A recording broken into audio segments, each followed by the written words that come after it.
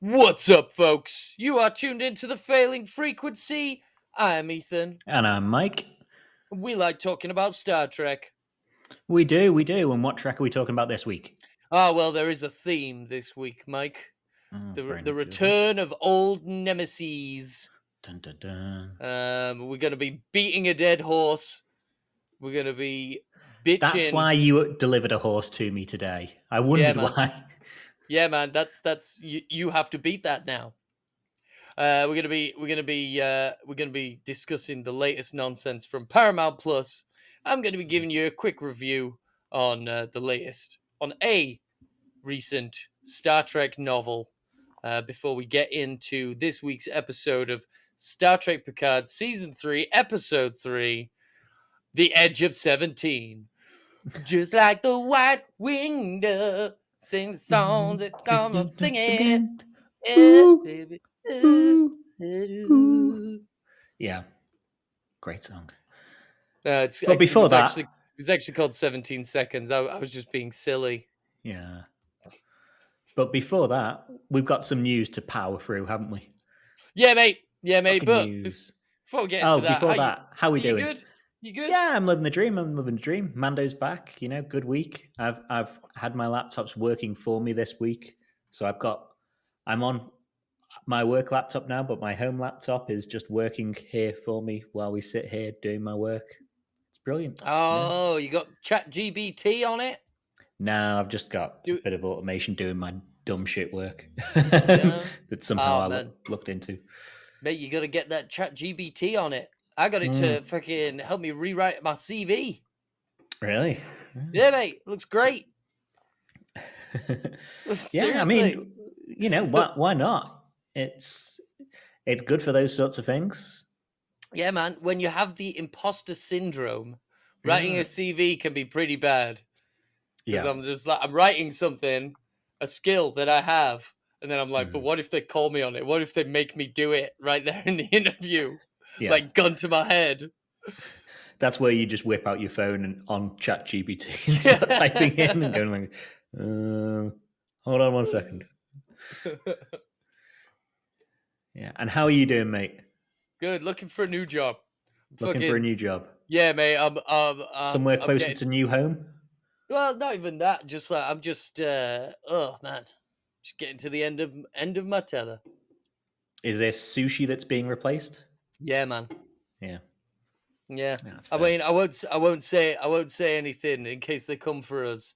But enough is enough. I need to get out of hospitality, man. Who wants to work around dead fish anyway, I mean, they honestly, it doesn't even look like dead fish. Like, there's no skill goes into it. A monkey could do it. That's what ChatGPT spat out. Seriously, ChatGPT could roll sushi. Yeah. But enough of fucking mediocre limp fish. Let's get into the first of our recurring nemesis. Chris Pine did an interview with the Hollywood, not the Hollywood Reporter, with Esquire. Yeah, man, it's a very interesting piece. It's one of those like think pieces. It's like it's very slice of life. It's what's the writer's name? Let me just find it. Oh God, it's so wordy. It's slice of life, but also wearing very dashing clothes. Yeah, Alex Papademos. He looks like an Italian hairdresser. Like at various stages of the day. I imagine this is how many costume changes an Italian hairdresser goes through in a day. Well, you don't want to cut hair and get hair onto you. That'd be ridiculous. No, darling. So he's talking about a whole lot of stuff. It seems like a very frank discussion about the general career of Chris Pine, and eventually they got onto the discussion of Star Trek. And like I say, this is beating a dead horse, but I think Chris Pine had some rather insightful things to say about the Star Trek movie franchise that he was a part of. He said, I don't know anything. And I think that's important to know about actors because, we don't expect them to. No. No. But he does go on to say, um, I'm not sure Star Trek has ever built to that kind of business. Talking about the return that Star Trek Beyond got, because they're looking Yeah. at $344 million gross Hmm. in 2016. What else came out in 2016? The Martian, maybe best film Just of the year. yeah, whole bunch of Yeah, yeah. But anyway, decent films. good films. He's talking about Star Trek not making Avengers money. He says, I'm not sure Star Trek was ever built to do that kind of business. I always thought, why are we just appealing to this? Why aren't we just appealing to this really rabid fan group and making the movie for a good price and going on our merry way instead of trying to compete with the Marvels of the world? I agree. That they should be making more $50 million movies, some mid-budget or lower budget movies Mm, for Trek, because you can't pull in Avengers money. Even with the reboot and whatever. And Beyond's box office was always going to be depressed because it followed, Into Darkness, which was, the fans of Star Trek don't seem to like it, and the general audience didn't seem to think it was great either. So no, it's always, there's always a lag. So the next movie's going to be hit by it, but you're never going to make 600 million. no. But at the same time, the studio asked him to take a pay cut so they could make a lower budget movie, and him and his agent said no. So he might believe, a low budget film might do better, but he's part of that budget. Yeah, he's talking about the movie budget, not his paycheck. Don't be Yeah. ridiculous. Yeah. Don't be ridiculous. All of these fine Italian fucking tailoring isn't gonna pay for itself, Mike. Yeah. No, I do agree in part in he's signed up to do a role and he's been said, you'll be paid this amount. And they've Yeah. gone and gone, oh, we didn't make as much as we thought we were going to make in the last film. So even though we've said we're going to pay you X, we're really going to pay you half of that. But look, the thing Yeah. is, they're saying like, can you take a pay cut so that we can spend more on the film? But they don't necessarily need to spend more on the film. There's plenty of great low budget sci-fi out there. Well, it wasn't. I don't think it was so they could spend more on the film. I think it's so they could allocate more of the cost, more of the budget towards getting Hemsworth back, because he was in the middle of all the Marvel stuff and is going to be an expense, and they wanted him back for Kirk's dad again. Yeah. And if you've got a cast budget and you want to bring on a really expensive person, you're going to somehow need the highest grossing female actress to take a pay cut, and she's the third person down. So it's stupid, really. Yeah. Goes on to say, after the last one came out and it didn't do the $1 billion that everyone wanted it to do, and then Anton passed away, I don't know, it just seemed. He pauses, looks out the window at the view Star Trek bought. He doesn't finish the thought, but a few minutes later suggests that the franchise feels like it's cursed. It shouldn't be this hard to figure out how to do another Star Trek movie, yet it's taken 6 years. That's true. Yeah. Would you agree there's a curse? I mean, No, I there's a don't think it's typecasting cursed, but cursed with a load of actors in it, but I don't think not for New Trek. I don't think it's cursed. I think that that this particular film franchise is cursed by the success of every actor that is in it. No, I don't think it's cursed. But I definitely agree that it shouldn't be this hard to come up with a good idea for a Star Trek movie. No. We watch the last series of Strange New Worlds. That's an entire series that was an exercise in not trying to reinvent the wheel, but just doing good Star Trek. executing the fundamentals, as Steve Shives put it. Yeah. You know, just it's not fucking hard to do, man. But at the same time, if they sci-fi came isn't up, hard. You just take a story and you put it in space, and you put in socio-political allegory, and you get the people who can't think in front of the camera, and you tell them to look good. yeah. At the same time, though, you've got a Kirk, you've got a Spock that would cost a tenth of the amount than Pan and Quinto would now. Hell yeah. And, you know, you can come up with a great story and you can even write it to Pan and Quinto. But you've also, from a budgeting side, got two guys who are very cheap just standing by. Who, you know, I don't think everyone's in love with New Kirk, whatever his name is. John Wesley? Yeah. No, John Wesley Shipp. No, that's why it's in my mind today. I know. Yeah, he played the Flash in the 90s. Whatever his name was, it had a W in it. It was like Wesley. Wesley Snipes. Yeah, Wesley Snipes Kirk. Yes. So yeah, I just wait a couple of years and do it with them. Give them a chance to grow into the roles and be fine with it. Yeah. But while we are talking, we might as well naturally segue. Let's naturally segue. If we're talking on mismanagement of monies for Paramount. Mate, you fucking said it.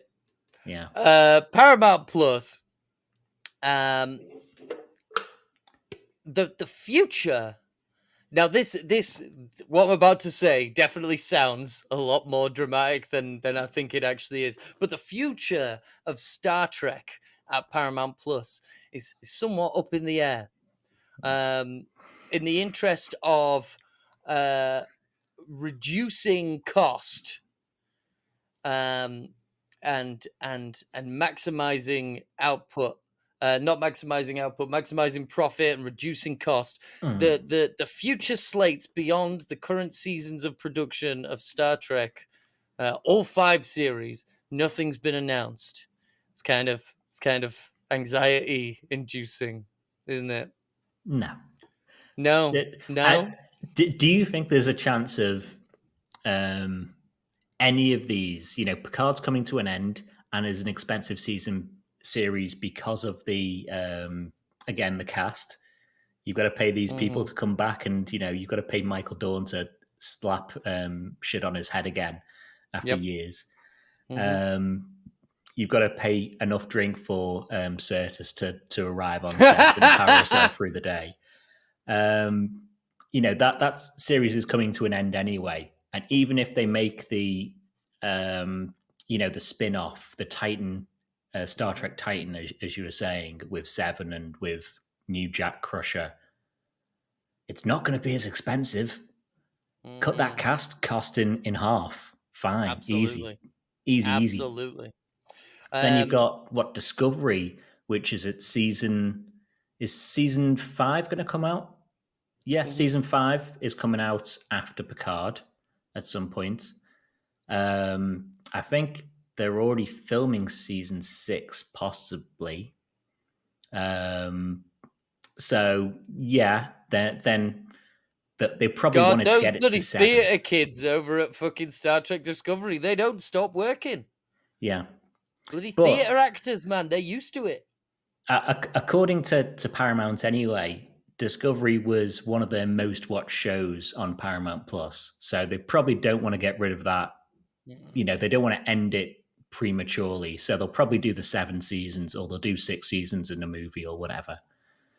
Prodigy, it's got a 2-season run anyway, which will probably take it to 2032. Lower Decks is the cheapest of the shows to make and has a loyal following. You know, it's the new stuff that I think is like potentially dead, which would be Section 31, which, you know, I'm sorry, but it's cancelled anyway. Michelle Yeoh is now highly in demand, and you couldn't work out a story over 4 or 5 years. Nope. It's gone. Then you've got Star Trek Academy, which was potentially going to be a Tilly-led show. Big who Which cares? who cares? Fine.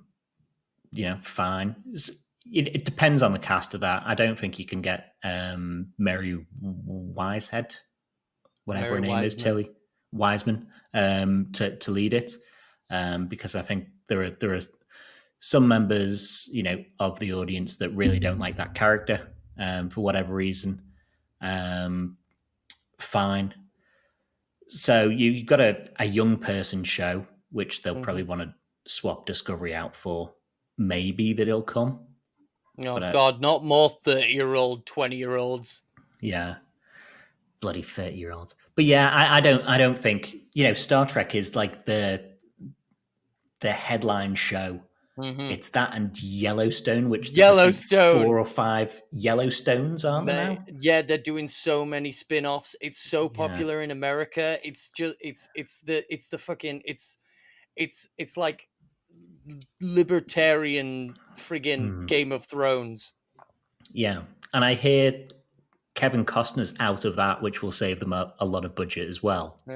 Yeah. They'll be doing a prequel. They'll be doing a sequel. They'll be doing there's already a prequel and a sequel, I believe. Ridiculous. Yeah. We got I don't think Yellowstone or Trek have anything to worry about. It's all the little piddly shows that make no money and get no critical regard that are out the door. Yeah, well, I mean, and that's that is very much the trend that we're seeing in this current stage of the streaming wars. Got an interesting thing here on this article on trekmovie.com. More importantly, things have changed over the last year, with Wall Street now pressuring media companies to start actually making a profit from their subscription services. Yeah, we are seeing a lot of stuff that that companies are seeing as needless expenses getting axed. Yeah. I'm struggling to sometimes after they're filmed. Yeah, I'm struggling to motivate myself to watch Carnival Row and what's the other one? Hunters. Why would you anyway? Yeah, because it's all right. It's rude. It's funny seeing fucking Orlando Bloom like, I'm a hard-boiled detective. Yeah. Also a bit here. Paramount Global CFO Naveen Chopra said they were on a path to profitability with plans to both raise prices and cut spending. Great. Now you'll be paying more and likely getting more adverts. Yeah. Or come up with some way of actually making money. That's you, Netflix, Amazon, Disney. Paramount Plus is like, and Paramount Plus and the Wall Street brokers / gangsters, that's a reference to last week, are just like, who? What's a Paramount Plus? What? Yeah. Oh, Star Trek. You mean the Star Trek one? The Star Trek and Cowboys. Yeah, Cowboys and Cowboys in space. Yeah, man. It's fucked. So I read the audiobook of Star Trek: The High Country by John Jackson Miller. I'll tell you what, Mike, super fun. Is it? So this the Strange New Worlds book that came out last week. Yes, this is the Strange New Worlds book, and I reckon you'll like it. If you like, mid-level science fiction that features Star Trek, which all Star Trek books are, this is a good one. It's I talk about a return of an old villain.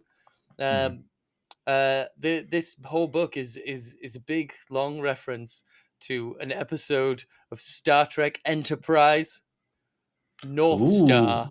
Ooh, one of my favorites. Yeah, mate. Yep, the Skagarans are back. Skagarans. They're the people from North Star that sucked up a town and moved it to a random planet. Yeah.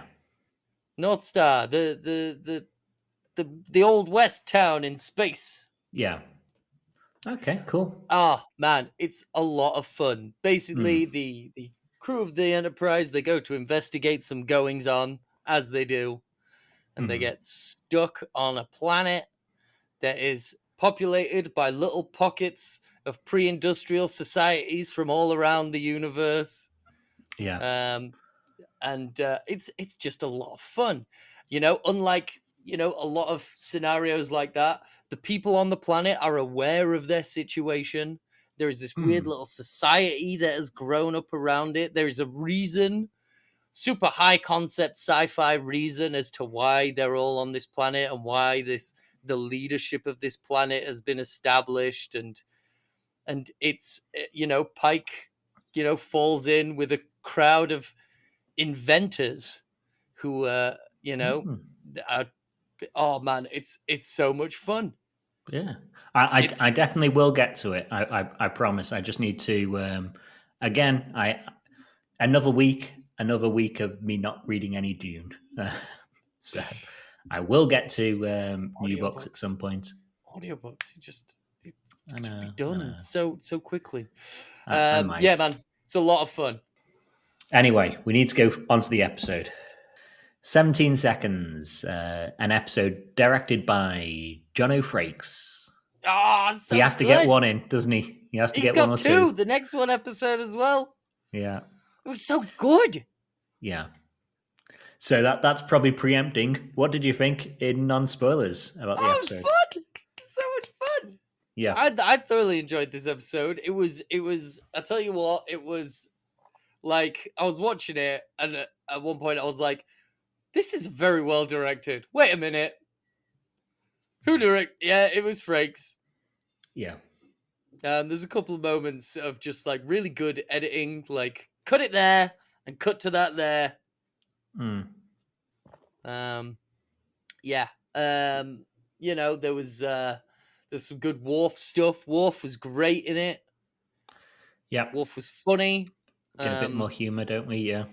Yep. And that's where I think about the editing as well. Like they edited around, you know, found the cuts on the humor very well, which Frakes was always good at.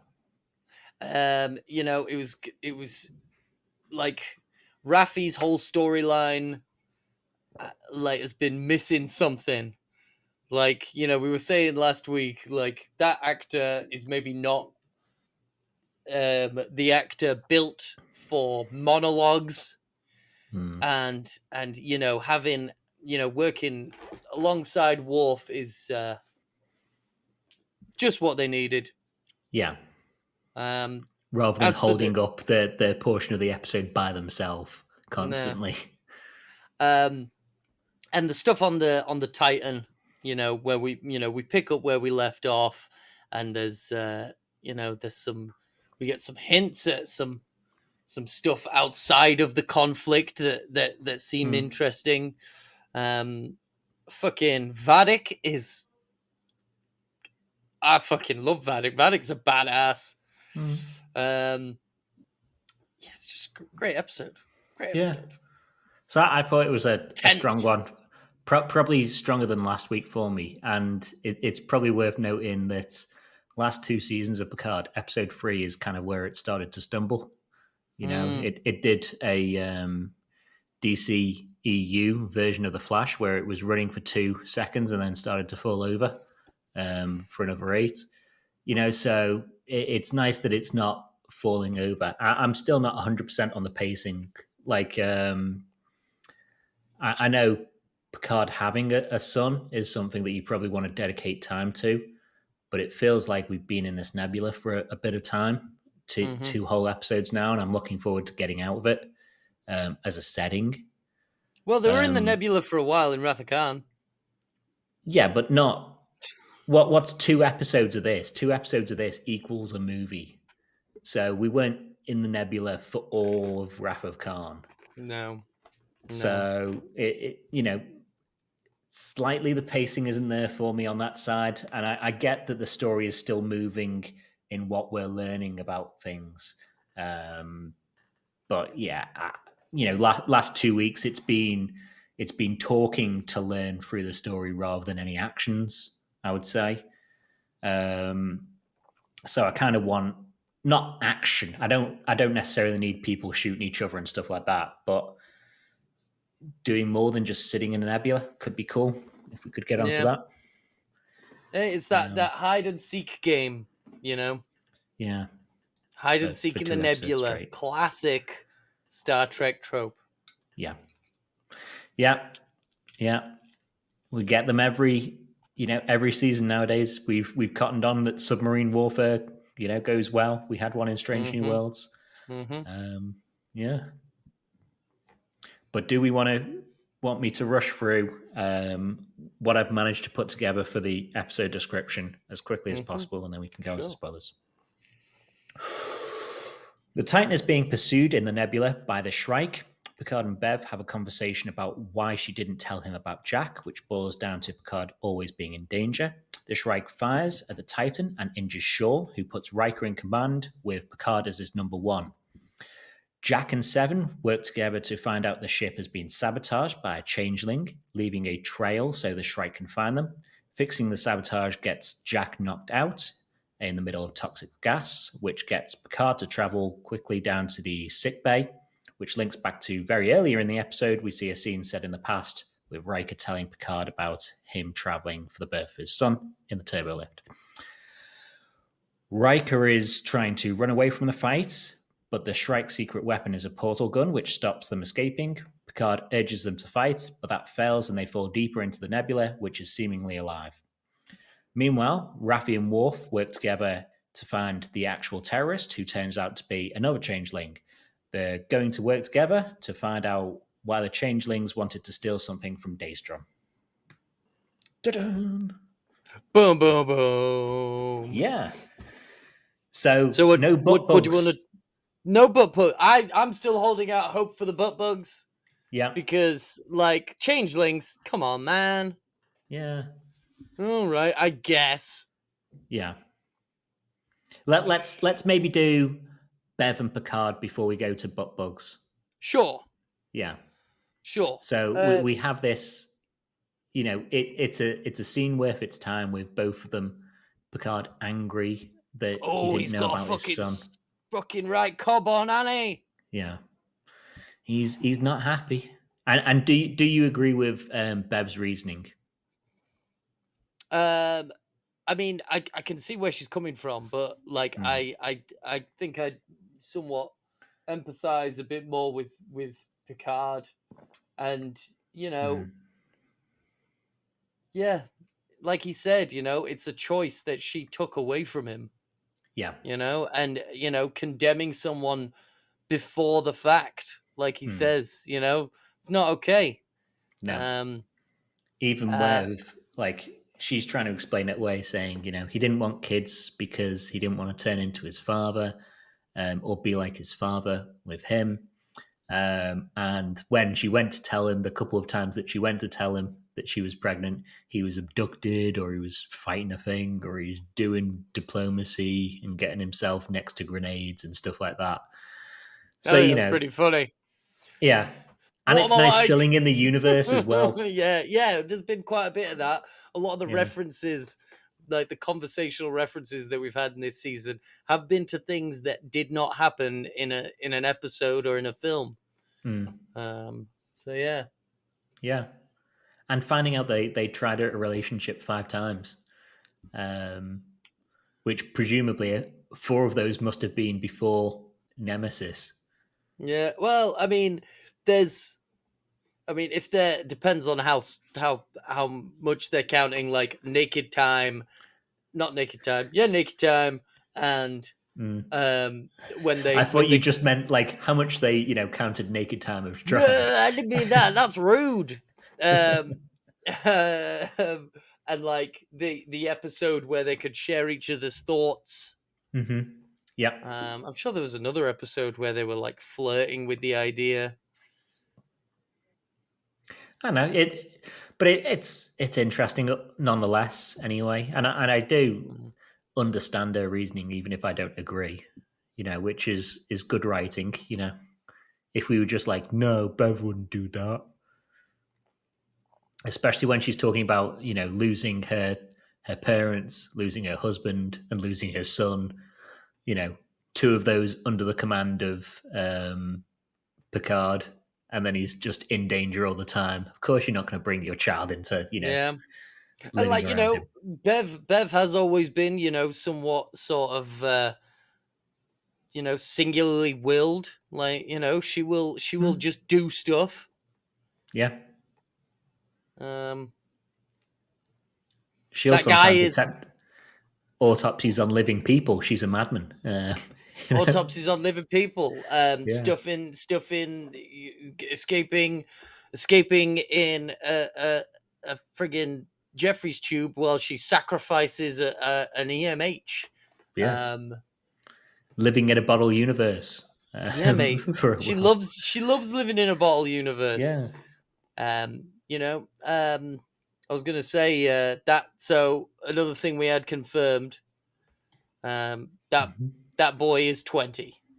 Yeah. That boy is apparently 20, That boy which is my 20. arse, he's 20.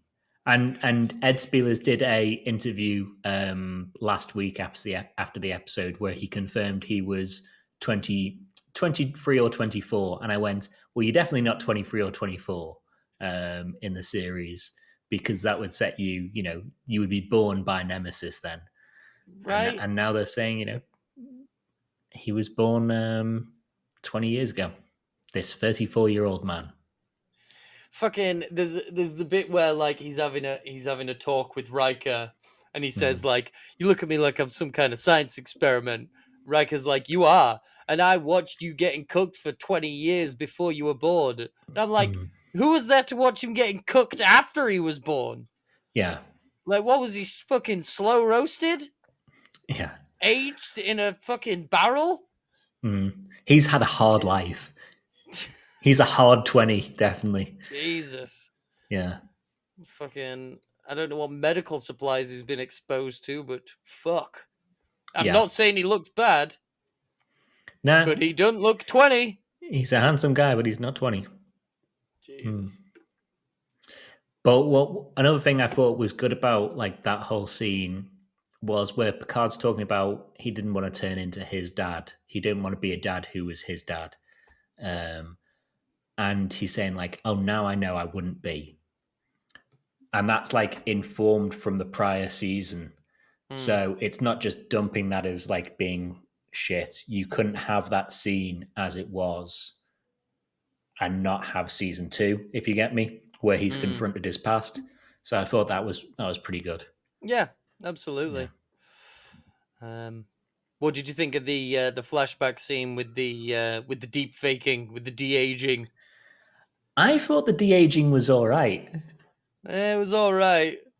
Yeah, On Riker. it's better on Riker than on Riker. on Picard. And Picard, he hasn't looked that good since X-Men Origins Wolverine.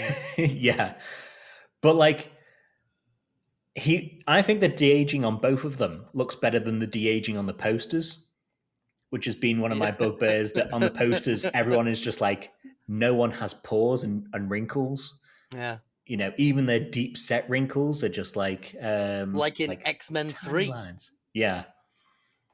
They But didn't I do was the looking hands, at the though. hands. The hands! Yeah. The hands! That was some Irishman shit going on. Yeah. That scene as well, like there's a cut where I'll put it in here, and you see their hands, and Picard's sitting like this pretty much, so it's not showing his hands for the majority of the scene, and then he puts his hand on Riker's, and you just go, they clearly aren't those hands. You've been seeing them for the rest of the scene, and they've just got like two young guy hands to be like, no, good work. Yeah. And the voices were better. Although they do say that like the hands are the most difficult thing to draw. Just like in art, just by hands. And it's been like, it's been a thing that visual artists have struggled with the most. 4 years. I remember what was it, Skyfall, that they had to paint out Daniel Craig's hands because he wore gloves one day when he couldn't. Yeah, terrible. I Yeah. remember it was final flight of the Osiris from the Animatrix, where they're holding samurai swords, and it's Mm. like that. You know, Yeah. it just didn't look right. Mm. Well, but speaking of, you said accents as well, or like their voices, because Picard's broken old voice. Yeah, Um, Deanna has seemingly given up being anything but Cockney. Projectile vomit, 4 feet in the air. holy shit, man! Jesus, what was happening? What? Childbirth. If you're like half Beta Z, childbirth turns you very Cockney. Might as well have been in a flat cap and being like doing all this, Man, like you know. I guess accent coaches are actually like I guess that is actually a job worth its wage.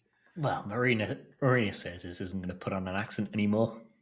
No, No. I just I'll tell you what, I'll do as much of an accent as I can be asked. Yeah. How about that? Mm. How about that? How about that? Yeah. Well, And actually, could you maybe do an nursing accent? Could you maybe fuck off? Yeah. And nursing mother, Deanna Troy, jokes, let's say, about bringing a bottle of whiskey back with him from the bar, which that might be joking Deanna Troy, or that might be again Marina Sirtis, who was on Yeah, Star Trek Cruise this that's- week, and on stage saying her first thing that she said was, "I'm drunk, by the way," something to that degree. Awesome. Yeah, man, that was an outtake. That was an Yeah. outtake that they kept in. Yeah, ridiculous, Full on. ridiculous. Yeah, Speaking of accents again, we did get they used my joke regarding Jack Crusher's accent. When Yeah. Picard's like, "What's with the accent?" She's like, "You went to school in London, or maybe it's genetic." yeah. Yeah, man, he inherited that accent. Just like It Ray, would have been- just like Ray Skywalker inherited hers from Emperor Palpatine. Yeah, I'm surprised Picard didn't, react to, your son was 100 miles away from you as the crow flies for half his life, and I still didn't bother telling you. That's crazy, really. Yeah, man, he was across the channel. Yeah, crazy. While we're still on Riker and Picard, then. What did you think of the conflict of the episode? Riker being risk averse and because of losing Thaddeus. Yeah, well, they're talking about, that they've got that flashback, talking about him losing Thaddeus, but also like the way that he takes command, is, after Captain Shaw says to him, like, you got us into this mess, you can get us out, and he guilt trips him into taking over command. Mm-hmm. I said on the group today about the episode that all this season has been like captains of the ship saying like, why did you do this to us, after they've took advice from someone and done it. They've took advice, done the thing, and then gone like, no, that advice didn't work, it's your fault. Yeah. You took the advice. You don't have to take advice. You're a captain. Yeah. Stupid bastards. I'll tell you what, though, fucking Captain Shaw hacking up blood, like, that was like, holy shit. Yeah. Like, we're watching, like, oh, sweet, we got some consoles blowing up, classic Star Trek, and then, like, just blood gushing out of his mouth, like, whoa, that doesn't normally happen. Holy shit, that man is in trouble. And we did say, we originally said that he was probably going to be dead by episode 2, and it's episode 3 that he's still not dead. He's still around. He's still not dead, but he is fucking coughing up blood. Yeah, he's not doing well. Not it's the future. People cough up blood and can be fine. It's not like it's set in the 1800s where someone coughs on a handkerchief and goes like, "No, I'm very fine." and they're dead the next scene, from consumption or whatever, he'll be fine. I mean, like, they get him into sickbay, and they're like, well, they do seem to be like, he's fine. Yeah. Like, he's fine. Our 25th century scanning equipment says he's fine. Yeah. So he Which I must be think fine. was it Dr. Oak, which I can only think is a Is that a Pokemon That's- reference? yeah. I was like, okay, are you Professor Oaking me now? Yeah. Professor, yeah, Dr. Oak, we need you to come and help some cadets choose a Pokemon. Yeah. Dun dun dun dun dun. Yeah. But no, that was just like a classic Star Trek medical trope of like, we've got all this high tech equipment, but you can't beat the good old fashioned medical technique Up here. of poking around. Hmm. Like giving everything a poke, just poking around, just giving everything a squeeze until someone hacks up some more blood. Yeah. I tell you what I was half expecting or half thought about during the scenes in sickbay anyway. We've got all these injured people. You know what it would have been really interesting to see, because it was an emergency? An EMH? Oh, that would have been good. EMH? That would have been good. And it doesn't even would need have to been be cool. Picardo because, EMH Mark 5 or whatever. Oh, it couldn't be Andy Dick. He's cancelled. Yeah. Well, no one wants Yeah. Dick. Yeah. Who would be a good EMH? Bill Nye. He's ancient. Again, Yeah, but find he'd be someone great, who can do wouldn't it for he? a couple of years. He'd be great, wouldn't he? Yeah. But we're in this nebula anyway, and we're going in and out of it, and it's apparently got biological signatures. Yeah. I think it's going to be very much like the Maelstrom from Solo, where it's got this living thing inside of it. We got a Cthulhu. We got a Yeah. Cthulhu in this bitch. Oh no, the biological matters is piss. Yeah. Oh, We're flying through space with flying piss or whatever. Oh, we're flying through a piss cloud. Mm. But the Enterprise D encountered living organisms that were just like space whales anyway. So why can't this be a space whale kind of thing? Yeah, love a good space whale. There was a good space whale at the start of Mandalorian. There was, yeah. Which there's- I from think had Rebels. been in. They yeah, were in Rebels. They're Yeah. the things that Ezra and Thrawn were fucking shot out of. dragged away with. Yeah, man. It was metal as fuck. Yeah. I think that's just connecting. It's doing connective tissue ready for Ahsoka, finding Ezra. Oh yes. Mm. While we're still on the Titan, did you absolutely fucking love when their sensors went down and Shaw told them to go out back and look out the fucking window? Yes, I say this all the time. People say the view screen shouldn't be a window, but every time there's this like static coming through, and I'm like, well, it'd be a real shame if that was a window so you could just see through it. And then he tells people to like go to aft so they can see if the ship's there. While there's a window right behind him, by the way, you can see through the bridge to the conference room where there's a window. So he could just turn around for the scene and just look outside.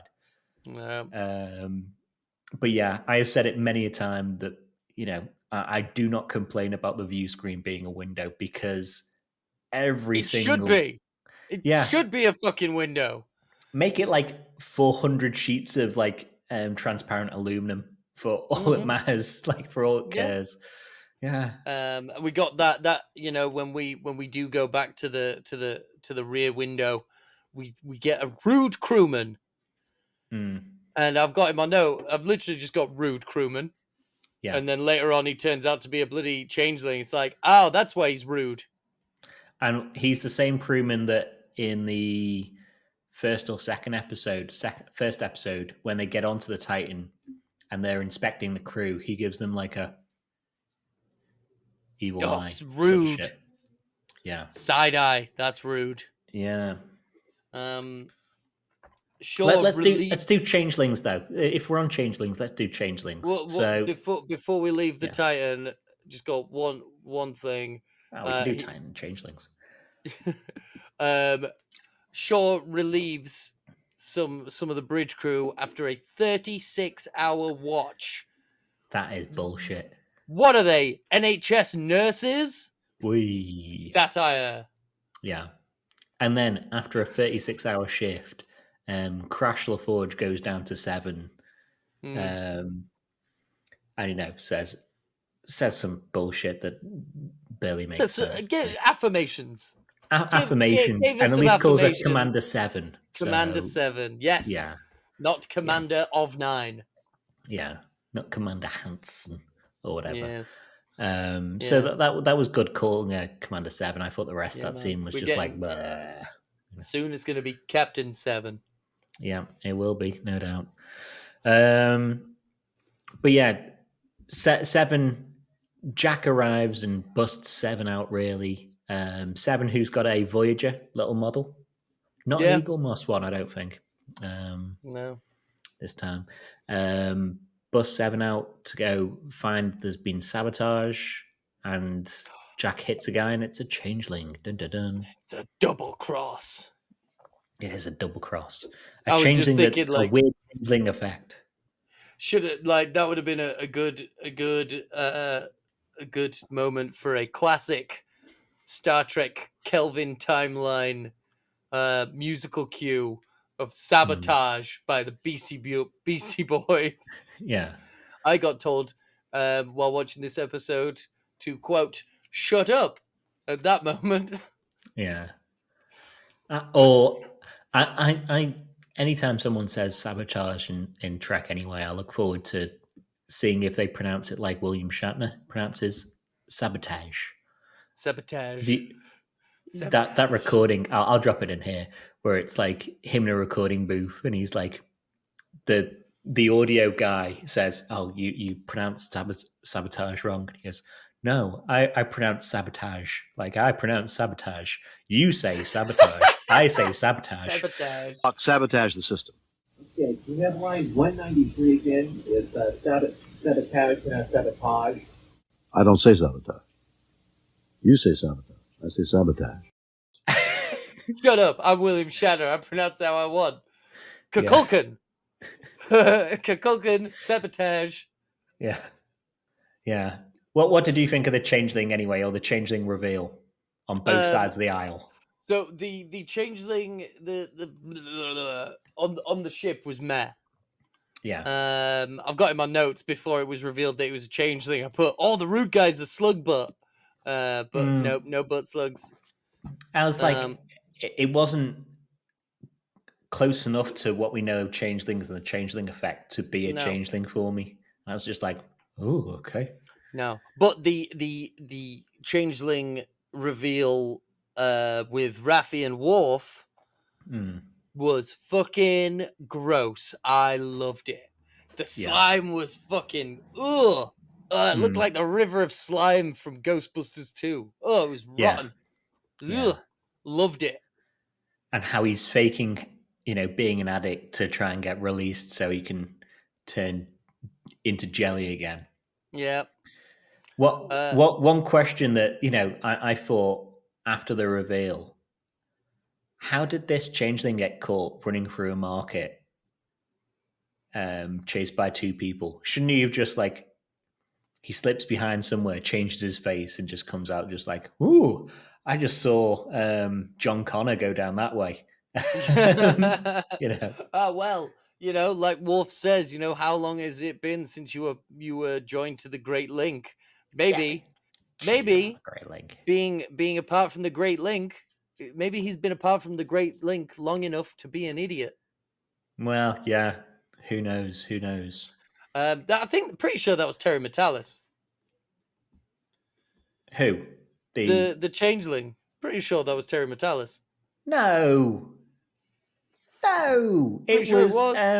It was John Connor from the Sarah Connor Chronicles. Or how about this for a poll? He also played Picard's son in Generations. In Generations in the Nexus, where it's like, Papa, oh Papa, won't you let me unwrap my presents, Papa? It's the same guy.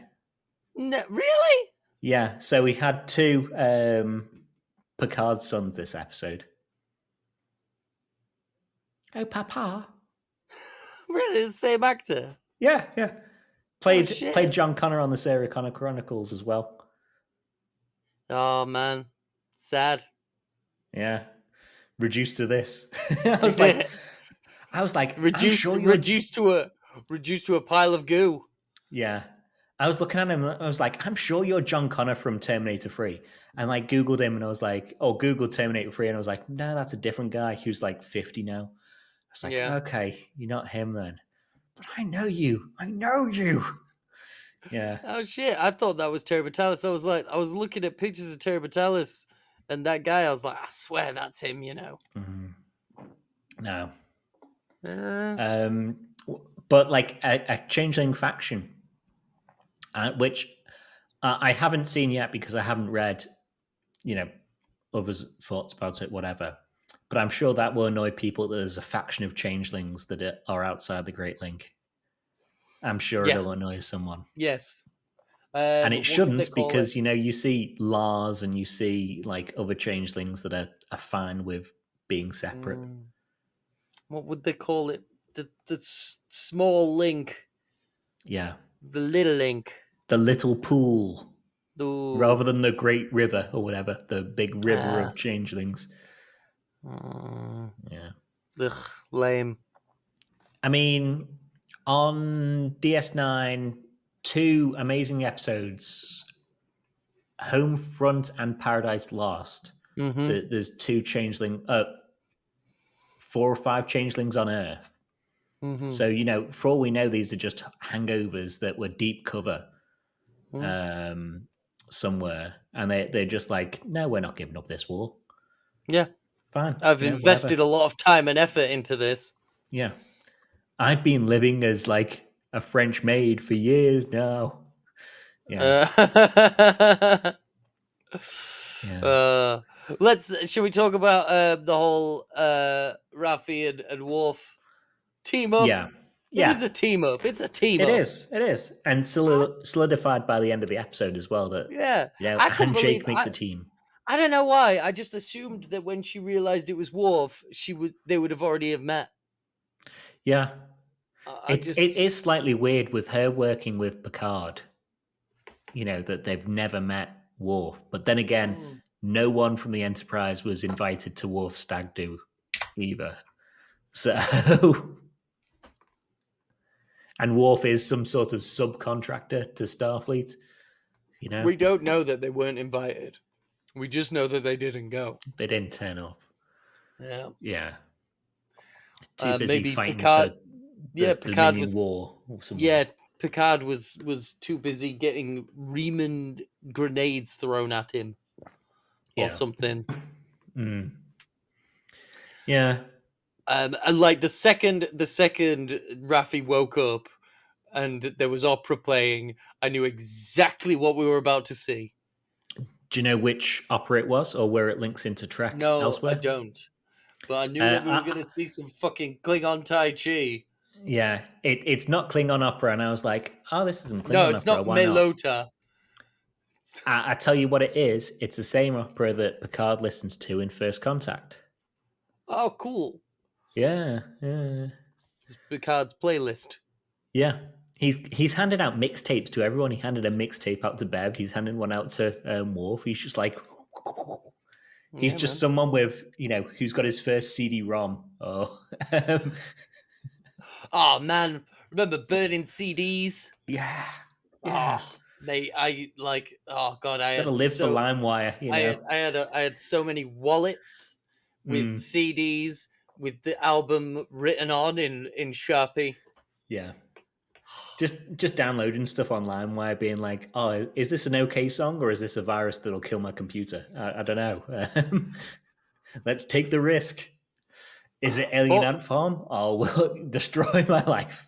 Yeah, or is Alien Ant Farm the name of a Trojan virus? Turns out it's both. It's both. It's both. But we get some decent humor as well. Like that starts off with almost his first line where he's going, I am Worf, son of Moog, son of Richenchenko or whatever, killer of Gowron of the House Martok. Would you like chamomile tea? Chamomile tea. Another time I got told to shut up was good tea, nice house. Nice house. Yeah. Yeah, man. These, chamomile tea's okay. Yeah. It's not that flavorful, but maybe to the Klingon tongue, it is a warrior's drink. Yeah. Like the prune juice of teas. Oh, Yeah. maybe. Yeah, I did like the little exchange where they see each other in the alley, and he's like, "You look extremely conspicuous with your hood up." She's like, Mhm. "You look at you, you're wearing armor." He's like, Yeah. "This is casual," Yeah. which implies that Klingon has casual. It has like smart casual, business casual, Mm. best, Sunday best. Yeah. Athletic.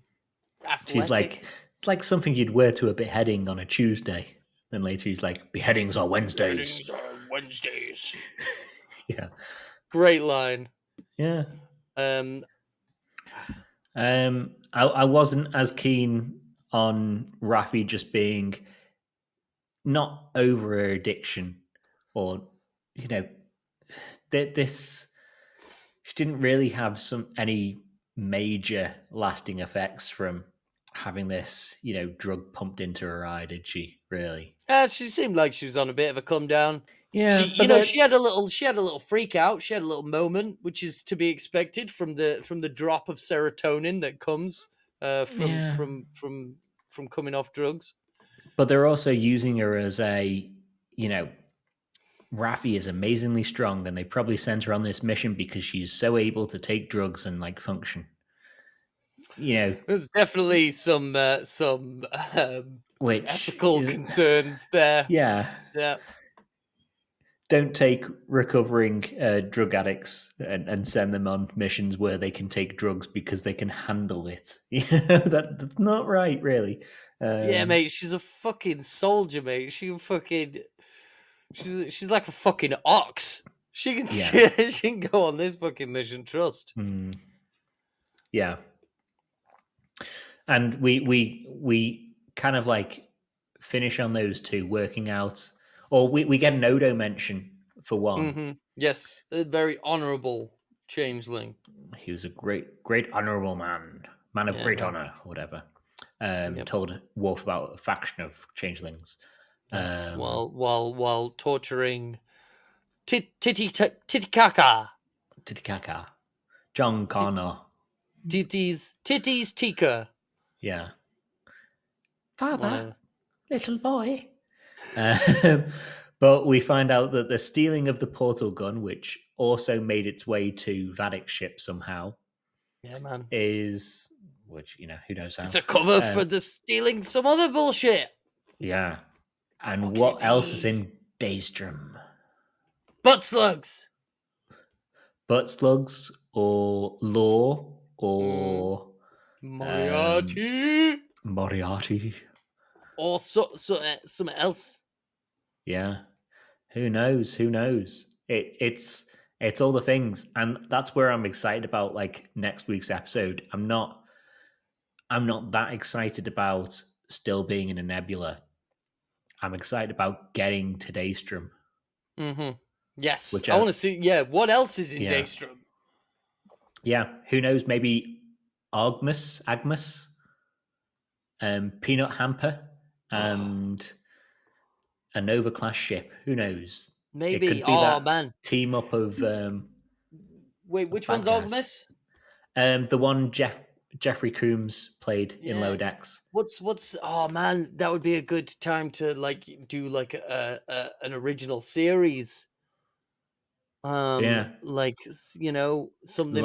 from Was it Lambda? Landru? Yeah. Landru. Mm. Lambda was the AI that man in the top hat from Google thought was sentient. Okay. You see pictures of that guy, and he was fucking primed and ready to believe that AI was sentient. Yeah. He's wearing a fucking top hat. He's got a cane. It's just like, man, you are too Has a fancy. monocle pocket watch. You're too fancy. Yeah. Yeah. That's where I'm looking forward to, like, next week though. And I can't complain because we're still getting reveals, like the reveals of the changelings rather than the butt slugs and stuff like that. Mm-hmm. And hopefully if we get another reveal next week, or we get a new location for most of the episode that's not the nebula. But like we could have reveals on why they're chasing Jack, because they say towards the end of this episode, oh, maybe they're not chasing Jack, maybe they're chasing you, Jean-Luc Picard. No, I'm sorry, but they got. I think it has something to do with you. Based on what? Based on what? Because multiple times, like, Vadik hails them and sees Jean-Luc and says, oh, you have to hand over your son, or hand over Jack, without saying it's his son. Why wouldn't you just say, like, no, I'm after you, Picard, actually? Mm-hmm. Don't get that. Yep. It still makes me wonder, like, Vadik, I don't think is a changeling. I don't think her clicky people on board her ship are changelings either. No. So is this just a best of the bad guys? So changelings, Romulans. Yeah, it makes sense. Butt slugs. If you've got a breakaway faction of changelings, the changelings as a whole, the Great Link are a powerful force. Like, a breakaway faction, I don't think is going to be able to get very far on their own. Yeah. Well, before the Great Link intervenes. So I think if this breakaway faction of changelings are getting up to anything, it's with the help of someone else. Yeah. Well, that as well. And the changelings weren't the muscle of their organization, of the Dominion. They had the Jem'Hadar and all that. Whereas these changelings need some muscle from somewhere, whether that's butt slugs or Romulans or stuff like that. So we need to work out who the muscle is. We need to work out what was taken from Daystrom. We need to work out why they were chasing Jack, of all people. It's because of his pouty face. This face that is looking down going, listen. And, like, why is everyone else doing it? Like, Fenris Rangers, Klingons, Starfleet. Well, to be fair, all of them can be changelings. But they need Which I think they're trying to imply. But again, it makes sense that they've got a muscle out there that is someone else. And, like, like Vadik, like, one thing that definitely sort of makes me think Vadik is not a changeling is, like, she's so fucking badass as like a space commander. Like, some of the tricks that she's been pulling have been like, you know, talking fucking, like, she's a tactical genius. You know, using a fucking tractor beam to whip a ship at them just to, like, fuck with them. Using the portal gun to fuck with them and then to send their own torpedoes back to them. Like, she absolutely knows what she's doing. She is definitely the daughter of General Chang. Like, yeah, or the daughter of Sealer or something, you know. Yeah, man. Got to be something in this beyond just the changelings, because it takes away from Vadik if she's just a changeling who laughs, who enjoys hunting people down. Yeah, she's a fucking she's not to be fucked with. Yeah. So yeah, I'm looking forward to either getting out of the nebula or working out what's happening on that front. Maybe next episode, because we're kind of introducing a person episode, kind of. Worf and Bev had her first words this episode. Worf had his first words this episode. But, you know, maybe we want to do something. Geordie. Maybe Geordie. Geordie's going to pull them out of that gravity well. Yeah. He's going to come and save his daughter. Mm. Yeah. That's definitely. I looked it up, and like gravity well, from what I can tell, is not nearly specific enough a description of what they are dealing with, because like Earth has a Yeah. gravity well. Yeah. Well, it's you know a can has a gravity well. It's just a very, very, very, very small gravity well. A living creature in space, if it's big enough, could have a big enough gravity well to affect a ship. Especially if it's got a big enough cloud of piss. Yeah, if you know, if the Mhm. piss is a miss, then it might be a miss. They I'll work on that phrasing for That next was week. brilliant. I loved it. Yeah. But yeah, I just want out this nebula now. I think that the story, like well, don't worry, we're definitely out of the nebula and into Well, the yeah. gravity well now. into the piss, out of the piss and into the arse of this. Yeah, into the butthole of space. Yeah. But yeah, I just want to move the majority of the story, because even though we've got Raffi and Worf who are still moving geography, as well as story, they take up what 10 minutes of the episode. Yeah. It's not the main focus, and the main focus has just been stuck in one location, one luminous cloud for the last 2 episodes. So I'm ready to move. We had Jack Crusher having a vision. Yeah, what the hell was that? That? A red door and like red The roots. Join the roots. Roots. Yeah. Find the roots. So was that what it was saying? Join the roots. Yeah, join the something like that. Join the roots. Yeah. Find the roots. Weird. I know. Why is he having a vision? Mm-hmm. It's a weird element very to strange. introduce. Yeah. I mean, live action Trek has never done near-death visions before, from my memory. And if they do, it's usually some kind of psychic phenomenon. Yeah. Phenomena. But yeah, this didn't seem to be the great koala of the galaxy reaching out to him. This seemed to be, something to do with the bad guys, or why they're chasing him, or something like that. But yeah, who knows? Mysteries to be solved. Yeah, man. Another mystery next week, and a bit of geography changing will be happy for me. I've got 4 random notes. Just some things that I liked. When we find out that the nebula has a biological component, the science officer uses a great classic Star Trek line by referring to it as some kind of XYZ. I love it. It's some kind of time dilation, some kind of biological component. It's some kind of time loop. Yeah. They're giving that officer, the bald Vulcan, or this episode did, more than most of the Discovery bridge officers got in the first 3 seasons, other than Detmer. Yeah. She was in Doom Patrol. Very good. Briefly. Okay.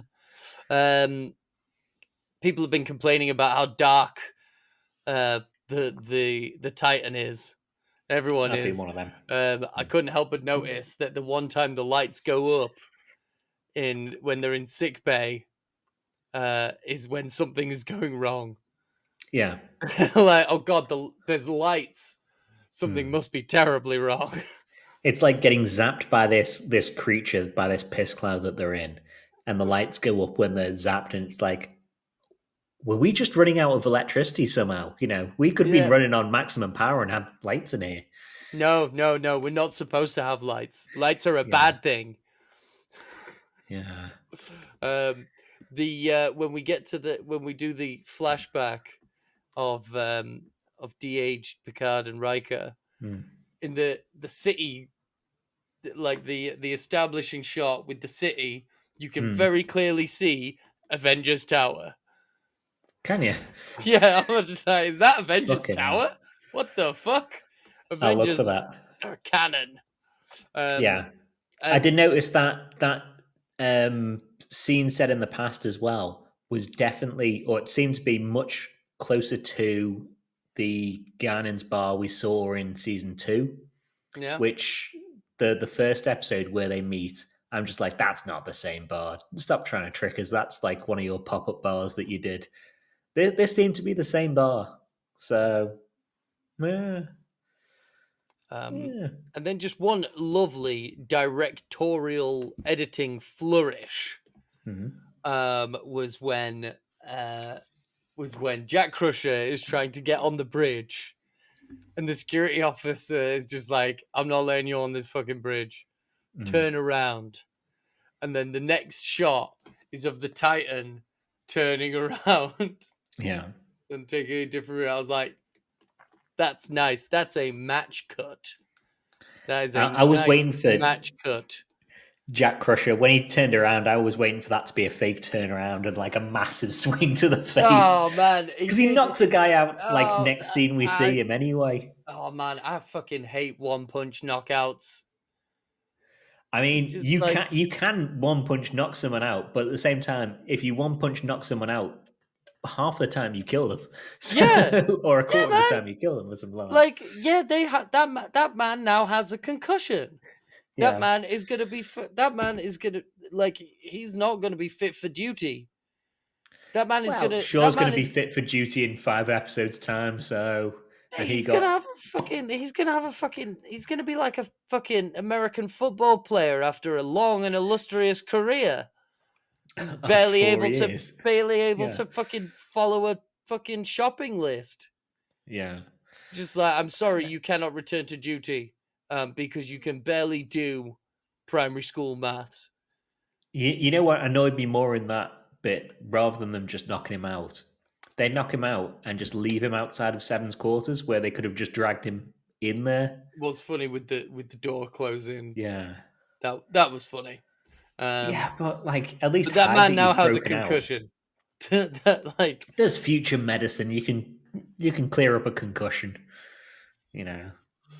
yeah, it's those shadows you see on the X-ray of his brain. Just rub them out. Just get Yeah. a rubber. Yeah. Sorted. No problem. I mean, that's probably what Professor Oak would do. I'm looking for it to collect 151 species in this Kanto region of space. Dr. Oak. Yeah, I've got 3 right in front of me, but don't have their actual records in this Pokedex for you. Class. If you could collect a Klingon, an Andorian, Yeah, man. or a Vulcan, and leave on your merry way. Yeah, when they find the fucking space whale whose piss cloud they're fucking surfing in, someone's just gonna get the Pokedex out. Yeah. Go get him, Pikachu. Yeah. But did we have anything more on this episode? No, those are the end of my notes. That's the end of mine as well. Then maybe we say, thanks for watching. Like, subscribe, do all the normal stuff. Leave a comment. All helps. And we'll see you next time. Yeah, man. Live long and prosper, motherfuckers. And peace and long life, double no messes. Ah!